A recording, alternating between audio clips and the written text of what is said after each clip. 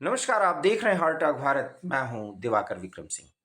Iran, Israel और America के बीच संघर्ष फिलहाल 2 हफ्तों के लिए लिखित रूप में रुक गया है और डोनाल्ड ट्रंप इतनी शेखी बघार रहे थे कि वो ईरान को पाषाण युग में भेज देंगे, एक सभ्यता का अंत कर देंगे। कर अभी फिलहाल वो कुछ नहीं पाए। और आप देखिए कि जो कर्मा होता है, कर्मा का एक सिद्धांत है, कर्म जिसे कहते हैं, उस कर्मा सिद्धांत के मुताबिक सब कुछ घूम फिर करके आपके सामने ही आता है। हालांकि डोनाल्ड ट्रंप को ये फिलॉसफी नहीं समझ में आएगी, लेकिन याद करिए, ये अप्रैल का महीना है और मई आने वाला है। 10 मई और 11 मई के दिन डोनाल्ड ट्रंप ने पाकिस्तान के समर्थन में किस तरीके का एक ट्रूथ सोशल पर अपना एक प्रोपेगेंडा शुरू किया था कि भारत के युद्ध रोकने के पीछे वो हैं, और उनके कहने पर भारत ने युद्ध रोक दिया, क्योंकि दोनों तरफ का बड़ा नुकसान हुआ था। नुकसान किसका हुआ था? वो डोनाल्ड ट्रंप ने उसको क्या प्रोपोगेट किया। और आज विडंबना देखिए कि उसी पाकिस्तान के जरिए ही, जैसा कि वो कह रहे हैं, उन्होंने ईरान के खिलाफ युद्ध रोकने की फिलहाल एक पहल की। अब आप सोचिए कि डोनाल्ड ट्रंप की कितनी फजीहत हो रही है और अमेरिका को कितना नुकसान झेलना पड़ रहा है। ये और बात है कि अमेरिका ने बहुत ज्यादा ईरान की पिटाई की थी, लेकिन एक वीडियो में कर्नल सर ने जो बातें कही है उसको जरूर सुनिए कि वास्तव में डोनाल्ड ट्रंप को मिला क्या।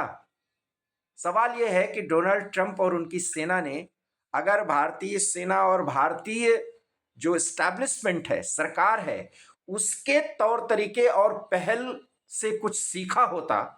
और ये कब की बात है? ऑपरेशन सिंदूर के दौरान जो कुछ भी फैसले लिए गए और सेना ने जितनी त्वरित कार्रवाई की और उससे जितना कुछ अचीव किया, वो डोनाल्ड ट्रंप अचीव ही नहीं कर पाए। और अचीव करते अगर वो सीखते, उसका अध्ययन करते। ऐसा नहीं है कि अमेरिका महान है तो वो दूसरे सेनाओं के कर्तव्य से कुछ सीख नहीं सकते, और सीखते भी हैं। उनके यहां भी उस पर रिसर्च हुआ। उनके कई स्पेशलिस्ट ऑपरेशन सिंदूर की इतनी तारीफ करते हैं, उसकी खासियत बताते हैं, लेकिन डोनाल्ड ट्रंप और उनकी सेना लगता है अपने मद में चूर रही, और उसी का खामियाजा उसको भुगतना पड़ा। कर्नल वीरेंद्र शाही सर आज बताने जा रहे हैं, और बहुत ध्यान से सुनिएगा, कि ऑपरेशन सिंदूर से ट्रंप और ट्रंप की सेना को क्या सीखना चाहिए था। Over to you sir. धन्यवाद दिवाकर जी। दिवाकर जी, कुछ युद्ध के बेसिक नियम होते हैं। युद्ध छेड़ा जा सकता है कहीं भी, कभी भी। युद्ध को छेड़ने के बाद उसको बढ़ाया भी जा सकता है, गति धीमी की जा सकती है, और उसका एक ब्रेकिंग पॉइंट होना चाहिए। उस ब्रेकिंग पॉइंट पर जिसका कंट्रोल होता है, अंततः वो ही विजयी हो पाता है। अगर उसको कंट्रोल कर कर आप किसी एक स्थिति में ले आए जबकि शत्रु के लिए और हमला करना संभव ना हो, और आप अपनी निर्णय से, अपनी इच्छा शक्ति से उसको समाप्त कर सकें, तो वो एक विजयश्री की ओर रास्ता बढ़ जाता है। शायद यही एक चीज थी जिसको अमेरिका समझ नहीं पाया, और युद्ध बढ़ता गया, बिल्कुल उसी तरह जिस तरह रशियन युद्ध बढ़ता गया। मैं समझता हूँ शायद इसी विचारधारा को ध्यान में रखते हुए चाइना ने अब तक ताइवान पर हाथ नहीं डाला, क्योंकि ताइवान पर हाथ डालने पर भी जिस तरह से आसपास हर तरफ नाकाबंदी है और अमेरिकन बेसेस बने हुए हैं, शायद ये भी युद्ध एक लंबा खिंचता जाता, जिसका असर चाइनीज इकोनॉमी पर होता। हमारे देश के इंटरनल शत्रुओं ने बड़ी कोशिश की। आप क्यों पीओजे के खाली नहीं करा देते, हम्म। आप क्यों कूद नहीं पड़ते बांग्लादेश में हिंदुओं के पक्ष में। नहीं सर, एक चीज और याद दिलाऊं मैं आपको, उन्होंने जी ये कहा था कि जब हम इतनी पिटाई कर लिए, क्योंकि भारत ने उनके कई एयर बेसेस को तबाह कर लिया, मुझे तो और आपको भी, क्योंकि हम लोग तो बराबर लाइव आ रहे थे और बातें कर रहे थे आर्टॉक भारत पे, ये कहा जा रहा था कि जब इतनी पिटाई की तो इस एकाएक रोक क्यों दिया। राहुल गांधी तो यही कहे थे कि कंप्रोमाइज हो गए प्रधानमंत्री। ये होती स्थिति, किसी युद्ध को अगर बढ़ा दें और वो आपके बराबरी पर नहीं है, तो ईरान की तो सभी जय जयकार कर रहे हैं। अब कर्नल सर ने ही पिछले वीडियो में, उस वीडियो को आप जरूर देखिए, इन्होंने कहा कि क्या पाया अमेरिका ने, और सच है। तो भारत ने इतनी छोटी कार्रवाई करके क्या पाया और अमेरिका ने उससे नहीं सीखा, इसी पर ये बातचीत कर रहे हैं। जी सर। यहाँ तक बात हुई थी कि वो क्या Narendra surrender and all that जी, वो कहा तो अभी भी जाता चल था। रही है, वो तो अभी भी चल रही है। तो एक विजयी योद्धा कैसे सरेंडर करता है, ये तो बोलने वाले ही जान सकते हैं। ऐसी मिसाल भारत की सिर्फ एक बार थी, और वो थी 1947 में, जब हमारी सेनाएं झंगर और पुंछ के इलाके से आगे बढ़ रही थी। पीओजे के को हम खाली करा सकते थे, विजयी स्थिति में थे, हैवी हमारा अपर हैंड था, और फिर भी हमने जो यूनिलेटरल सीज फायर कहा था, उसको तो सरेंडर कहा जा सकता है। तो सर, दूसरा सरेंडर पाकिस्तान आर्मी ने 71 में किया था। जी जी। अब सिंदूर में भारत कहाँ, किसको, कब और क्यों सरेंडर करता, पर एक बड़ी अच्छी रणनीति से हमारे जो लक्ष्य थे, दहशतगर्दी कैंपों को पनिश करने का, वो पनिशमेंट बखूबी दिया गया, इसमें कोई संदेह नहीं है। मतलब सर, आप यही कहना चाह रहे हैं कि अमेरिका ने कोई लक्ष्य नहीं निर्धारित किया, जबकि इजराइल जैसा उसे साथी मिला था। लेकिन कहें तो लक्ष्य तो निर्धारित, हालांकि उन्होंने शुरुआत में नहीं कही थी कि हम रिजीम चेंज कर देंगे, हम ऐसा कर देंगे। उन्होंने बस पिटाई शुरू कर दी। भारत ने तो स्पष्ट कर दिया था कि भाई वो आतंकी कैंपों को खत्म करना है। जब पाकिस्तान ने रिटेलिएट किया तो फिर पाकिस्तान को सबक सिखाया भारत ने। देखिए, लक्ष्य तो उन्होंने साधे नहीं, और जो साधे उनको बदली करते गए। जी जी।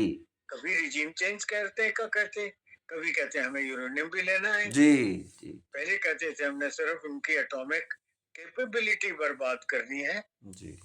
शायद कैपेबिलिटी बर्बाद कर पाते अगर थोड़ी और एक्यूरेसी होती, या थोड़ी और पिन पॉइंटेड इंफॉर्मेशन या जानकारी होती, पर ना तो वो अपने लक्ष्य को साध सके, ना अपने लक्ष्य पर कायम रह सके, और इन दोनों की वजह से ना वो अपने लक्ष्य को पा सके। और जब लक्ष्य नहीं पा सके तो वो लक्ष्य बदली करते गए, और जब लक्ष्य बदली करते गए तो ना निर्धारित लक्ष्यों पर पहुंच पाए, और ना उन एडहॉक लक्ष्य जो बाद में अनाउंस करते गए, उनमें से किसी को पा पाए। मुझे ऐसा लगता है सर, इस पे चूंकि मैं तो, जो मेरे मन में बातें उठ रही वही आप जैसे विशेषज्ञ से पूछना चाहिए।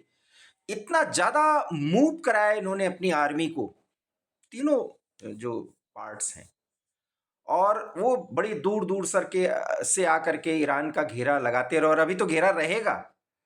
इसमें अमेरिका को बहुत ज्यादा एग्जॉस्ट करना पड़ा अपने को। भारत के साथ ऐसा नहीं था। तो एक लंबी दूरी से ईरान के इर्द गिर्द पहुंचना और अपने बेसिस को बहुत जल्दी कमजोर स्थिति में ला देना, जो उनके ईरान के इर्द गिर्द थे, उस पर हिट होते ही ये पीछे हटते गए। ये भी एक रणनीति इनकी सफल नहीं हो पाई। इसका मतलब है कि जो बेसिस इनके थे इन गल्फ कंट्रीज में, वो बहुत मजबूत स्थिति में नहीं थे, दिखावे के थे ज्यादा। दो टेक्निकल फ्लॉज और नजर आते हैं जी। जो कि ऑप सिंदूर और इसके कंपैरिजन में वो शत्रु की शक्ति को पूरी तरह भांप नहीं पाए। Right right. जबकि ऑप सिंदूर में हमने पूरा नाप तोल किया था कि शत्रु क्या क्या करने की काबिलियत रखता है, क्या क्या करने के लिए अस्त्र शस्त्र रखता है, क्या क्या करने की उनकी प्लानिंग या उनके रिएक्शंस हो सकते हैं। कितनी अमेरिका ये नहीं भाप पाया कि ईरान की इजराइल शक्ति मिसाइल शक्ति ईरान की कितनी है, उसका वो प्रयोग कितना इजराइल पर करेगा, और ऐसा शायद वो बिल्कुल नहीं सोच पाया था हम्म कि ईरान अपने इर्द गिर्द हम्म जिन मुल्कों पर अटैक करेगा और जहां जहां अमेरिकन बेसेस हैं उनके ऊपर इस प्रकार प्रहार करेगा, करता जाएगा, लगातार करता जाएगा। उन होटल्स तक जहां अमेरिकन जाकर छुपेंगे वो अटैक करेगा। शायद इतनी लंबी ईरानी प्लानिंग वो नहीं कर पाए। और एक जबकि और टेक्निकल गलती जो उन्होंने की हम्म कि उन्होंने सोचा कि अगर लीडरशिप को तबाह कर दिया जाएगा बहुत बड़ी तो बात। ईरान सरेंडर कर जाएगा। सेकंड ईयर टीयर लीडरशिप के तबाह होते होते ईरान ने जो 31 अपने डिस्ट्रिक्ट्स में ऑटोनोमस मिलिट्री बॉडीज बना दी और जिनको ऑर्डर दिया कि इसके बाद आप आजाद हैं, जैसी जैसी स्थिति आती है वैसे वैसे निर्णय लें। लक्ष्य है कि हमने हारना या गिव अप नहीं करना है। लक्ष्य है कि हमने शत्रु को उनके शत्रु को पूरी तरह से मैं यहाँ जितनी रोकना बर्बाद चाहूंगा कर दे मैं यहाँ सकेंगे रोकना देंगे। चाहूंगा सर। कर्नल वीरेन शाही सर वो पहले शख्स हैं, मैं चैलेंज कर सकता हूं, जिन्होंने हार्ट अटैक भारत पर इस बात का जिक्र किया था कि 31 प्रांतों में उनके 31 यूनिट्स जो है वो एक हेडक्वार्टर की तरह काम करने लगे हैं आर्मी के। ये कर्नल वीरेंद्र शाही सर ने पहली बार कहा था। उसके बाद इस पर बहुत लोग चाहे सोशल मीडिया पर चाहे चैनल्स पर बोलने लगे, और ये सच हुआ। ये एक्सेप्टेंस हुआ कि कोई कमांड सेंटर था ही नहीं तेहरान में, वो सब डिस्ट्रिक्ट पे, और वो जो कमांड सेंटर था उसको भी अमेरिका खोज ही नहीं पाया, नहीं तो तबाह करते। हालांकि 50 से अधिक इनके आईआरजीसी के और टॉप कमांडर्स और नेता इनके मारे गए हैं। अभी भी नेतृत्व की बहुत अच्छी स्थिति नहीं है, लेकिन इनको शुरुआती दौर में ही पहले दिन में ही खत्म कर देना ये एक और बड़ी भूल थी। भारत के ऑपरेशन सिंदूर में ऐसा नहीं किया गया, इसीलिए भारत हमेशा कहता रहा कि जहां से हमें खतरा है हम वही हिट करेंगे। चाहता तो भारत भी इस्लामाबाद में अटैक कर देता, शहबाज शरीफ के रिहायश को निशाना बना दे देता, मुनीर जहां है वहां पर बम फेंकता, लेकिन भारत ने ऐसा नहीं किया। ये मैं तुलनात्मक बात कर्नल सर के साथ कर रहा हूं, इसलिए बहुत इंपॉर्टेंट वीडियो है, इसको सुनिए, इस पर कमेंट करिए। जी सर। दिवाकर जी, ईरान ने जो किया वो तकरीबन हमारे थिएटर कमांड्स की जो थ्योरी है लगभग उसी चीज पर किया। ये 31 एक थिएटर कमांड्स बना दी गई जिनको ऑटोनोमस बना दिया गया, जी। और ऊपर की लीडरशिप से इनका संबंध नाता कुछ वैसे ही तोड़ दिया जैसा कि हम वो कॉर्ड बच्चे के जन्म के बाद काटते हैं, जो मदर फीड से उसका संबंध हट जाता है। वो इंडिपेंडेंट थिएटर कमांड्स के तरीके से चल पड़े और वो आज तक उसी रूप में काम कर रहे हैं। और इसीलिए लीडरशिप के हट जाने या मर जाने या मिट जाने का कोई भी प्रभाव उनकी फाइटिंग कैपेबिलिटी पर नहीं हुआ, अब तक नहीं है। शायद आने वाले समय में अगर ये युद्ध आगे खिंचता तब भी मैं समझता हूँ कि वो जो मिनिएचर थिएटर कमांड्स उन्होंने बनाए 31, उनमें से कोई भी गिव अप करता पूरी तबाही होने से पहले। सर, हमारी जो प्रिसाइज्ड अटैक टेक्निक थी और हमारी वायुसेना और थल सेना ने जिस तरीके से पाकिस्तान के ड्रोन वेव्स को न्यूट्रलाइज किया, और जिस तरीके से हमने प्रिसाइज्ड अटैक किया उनके उन सेंटर्स पर जहां से उनके F-16 और ये सब उड़ते, अमेरिका और इजराइल ने शायद इससे भी नहीं सीखा। वो ईरान को पीटे तो बहुत हैं, तबाही तो बारूद तो बहुत गिराए हैं, लेकिन इतना प्रिसाइज्ड अटैक जो भारत ने किया शायद वो दिख नहीं रहा। इजराइल के प्रिसीजन अटैक्स हुए हैं, जी जी जी जी। इंडिविजुअल्स तक भी हुए हैं, इंडिविजुअल मीटिंग प्लेसेस तक भी हुए हैं। हाँ, बिल्कुल सही, बिल्कुल सही। पर अमेरिकन अटैक्स में मुझे कोई प्रिसीजन अटैक्स ऐसे नजर नहीं आते जिनकी मैं प्रशंसा कर सकूं। यहाँ तक कि फोर्दो, नतांज और इन सब जगहों पर जो बम इन्होंने गिराए हैं, जिनके परमाणु ठिकाने के इर्द गिर्द, वो भी किस उद्देश्य से गिराए गए? ठिकानों को सुरक्षित रखा। यहाँ तक कि खॉर्ग आइलैंड में जहां अगर बातचीत खत्म हो जाएगी 15 दिन के बाद भी, देखिए सर, मेरा तो अभी भी मानना है कि अभी भी ये युद्ध रुका भर है 15 दिन के लिए। अभी तो इसमें बहुत कुछ बाकी है, लेकिन खार्ग आइलैंड पर भी ये कुछ नहीं कर पाए। भारत ने इस तरीके से कोई एरिया जीतने की बात नहीं की थी, जबकि वो चाहता तो बहुत कुछ कर सकता था पीओजेके में, और जिस पर आपने बराबर कहा कि भारत उद्देश्य के साथ लड़ाई कर रहा है, जो कि अमेरिका ने नहीं की है। शायद ये चौथी बड़ी गलती अमेरिका ने कर दी। देखिए, हमारा तो मछली की आंख तक का लक्ष्य होता है, वो हिस्टोरिकल है जी। और वो सिद्धांत बड़े गहरे और पक्के सिद्धांत हैं। अगर मछली लक्ष्य नहीं, मछली की आंख लक्ष्य है। इसी प्रकार जिस तरह के दहशतगर्दों के जो ठिकाने थे, वो हमारा लक्ष्य थे। हम अपने लक्ष्य से बिल्कुल भटके नहीं, और जो अटैक्स किए गए वो रिएक्शन था।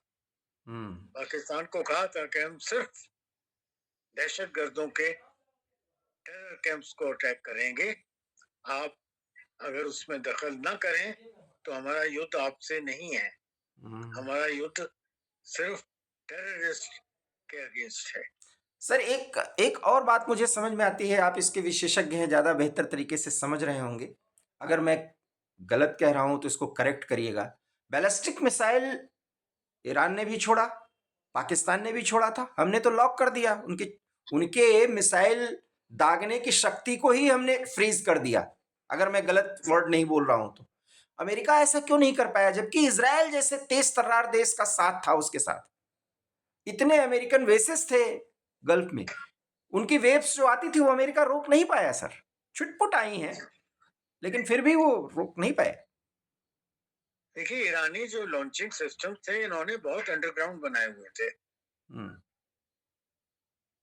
और वो अंडरग्राउंड बेसिस से ही लॉन्च कर रहे थे। कुछ लॉन्च ऐसे भी किए गए कि अंडरग्राउंड लोडेड ट्रक्स पर मिसाइल्स थे, उनको बाहर निकाला, लॉन्च किया और फिर वो वापस घुस गए। इसलिए उनके लॉन्च पैड्स जो ऊपर ऊपर थे, उन पर तो जरूर इजरायली अटैक्स आए, पर ये जो अंडरग्राउंड लॉन्चिंग साइट्स थी, वहां पर ना इजराइल इफेक्टिव हो पाया, कारगर हो पाया, और ना अमेरिका कारगर हो पाया। और इसीलिए उनका जो इजराइल का ईरान का जो मिसाइल प्रोग्राम था, वो काफी तंदुरुस्त रहा, उनका स्टॉक भी तंदुरुस्त रहा, उनकी रिप्लेनिशमेंट भी होती रही, और उनका मिसाइल प्रोग्राम आज तक मेरे ख्याल एक अच्छी युद्ध की मिसाल बन गया है। भारत की तरफ से सर डींगे भी नहीं मारी गई, क्योंकि हम तुलनात्मक अध्ययन कर रहे हैं और तुलनात्मक विश्लेषण कर रहे हैं। डींगे भी नहीं मारी गई। ऑपरेशन सिंदूर कुल मिला के 72 से 78 घंटे तक चला, और बहुत काम भर की बातें जो है वो की जाती थी, और चाहे वो आर्मी की ब्रीफिंग होती थी, चाहे विदेश मंत्रालय की ब्रीफिंग होती थी। अमेरिका के तो राष्ट्रपति ही आके कहते थे हमने उनकी आर्मी बर्बाद कर, हमने उनकी नौसेना बर्बाद कर दी, हमने उनकी वायुसेना की पूरी ताकत खत्म कर दी, हम आप आसमान में आराम से उड़ रहे हैं, मौज मस्ती कर रहे हैं। ये भाषा थी उनकी। भारत ने ऐसा नहीं किया, जबकि भारत ने भी इस स्थिति को प्राप्त कर लिया था। दिवाकर जी, मैं समझता हूं कि हमारी नैरेटिव बिल्डिंग कमजोर रही। नहीं, हमने जो गेन किया उसको प्रेजेंट करने में कमजोरी थी, लेकिन गेन हमारा बहुत ज्यादा था सर। जी, अमेरिका की नैरेटिव बिल्डिंग ओवर हो गई जी। वो अचीव नहीं कर पाए थे, वो भी बोलते गए। जी जी जी। और इतना ज्यादा बोलते गए कि वो एक प्रोपेगेंडा सा लगने लगा। इतना ज्यादा बोलते गए कि उनके ऊपर जो बोलते थे उस पर संसार के जो जानकार हैं उनका विश्वास उठ गया। हमारे केस में हमने अंडर नैरेटिव बिल्डिंग की। जी जी जी। उनके केस में उन्होंने सही सही ना करते हुए ओवर बिल्ड करने की कोशिश की। मेरे ख्याल दोनों एंड्स को कुछ कुछ सीखने की आवश्यकता फ्यूचर के लिए हो हो सकती है। सकती है। एक और बहुत बड़ा लॉस स्थिति में अमेरिका अपने को पा रहा होगा सर। पूरी तरीके से नाटो ने उघाड़ के रख दिया, कहा हम कुछ साथ नहीं दे सकते। अमेरिका को एक पैरेलल नाटो के बारे में सोचना होगा। ऐसा नहीं को नाटो ध्वस्त कर देंगे, ये सब बहुत चल रही बातें, ऐसा इतना आसान नहीं होता, क्योंकि अब तो उनको बहुत कुछ अपना मुंह छिपाने की स्थिति में लाने तैयार रहना पड़ेगा। मेरा ये मानना है कि भारत ने जो कार्रवाई की अपने दम पर की, और जो मित्र उसको सहायता कर रहे थे वो लॉन्ग टर्म के उसके सहयोगी थे। भारत ने बीच में हमसे किसी से नहीं कहा कि हमको आप सहयोग दीजिए। अमेरिका ने तो सबसे सहयोग मांगा, एक्सेप्ट किया उनके राष्ट्रपति ने। दिवाकर जी, मैं पूरी पूरी प्रशंसा करना चाहूंगा हमारे नीतिकारों की, प्रधानमंत्री की, जिन्होंने युद्ध शुरू होने के बहुत पहले से आत्मनिर्भरता पर जोर दिया, आत्मनिर्भरता पर काम किया, अपने वेपन सिस्टम, अपना एम्युनिशन खुद बनाना शुरू किया, और आत्मनिर्भर होकर ही हमने ऑप सिंदूर जैसे एक ऑपरेशन, या उसके पहले जो ट्रायल ऑपरेशंस किए, सर्जिकल स्ट्राइक और बालाकोट की एयर स्ट्राइक के तौर पर, उनको ट्राई दिया। न सिर्फ आत्मनिर्भर हुए, अपनी आत्मनिर्भरता का परीक्षण किया, और उन सफलताओं पर कदम रखते हुए हम अब सिंदूर तक पहुंचे। अभी तो हमारी नौसेना का प्रयोग नहीं हो पाया, जो शायद अगर ऑप सिंदूर 2 की स्थिति आएगी तो संसार उसकी मार भी देखेगा। कर्नल सर ने जितनी बातें कही और हमने जितने सवाल उठाए हैं, मैं चैलेंज करके कह सकता हूं कि फिलहाल सोशल मीडिया से लेकर के किसी भी चैनल पर इस तरह का डिस्कशन नहीं हुआ होगा कि ऑपरेशन सिंदूर से क्या अमेरिका को सीख लेना चाहिए था। लेकिन सीखी, और अपने अहंकार में शायद अमेरिका की सेना ने उस पूरे कार्रवाई से सबक नहीं ले पाई।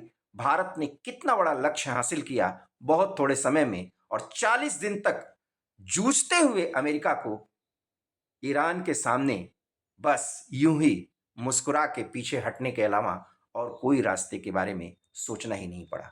अमेरिका फिलहाल घायल शेर की तरह खड़ा है, हालांकि ईरान की बड़ी पिटाई किया है, लेकिन युद्ध नहीं जीत पाया है। पाकिस्तान को हमने कैसे घुटनों पर लाया और कैसे उस ऑपरेशन को पॉज्ड स्थिति में दिया, ये हमारी रणनीति थी। शायद भारत के वो लोग जो प्रधानमंत्री या हमारी सेना पर सवाल उठा रहे थे, आज उन्हें इससे सबक लेना चाहिए। कर्नल वीरेंद्र शाही सर और हमारी इस बातचीत पर आप कहां तक सहमत हैं? प्लीज इसे लाइक कीजिए, देश की खातिर शेयर कीजिए, और हमारे चैनल हार्ट ऑफ भारत को अगर आपने सब्सक्राइब नहीं किया है तो प्लीज से सब्सक्राइब कर लीजिए। सर, आपने बहुत महत्वपूर्ण वीडियो में बहुत महत्वपूर्ण टॉपिक पर बात की है। आपका बहुत बहुत धन्यवाद। नमस्कार। धन्यवाद दिवाकर जी।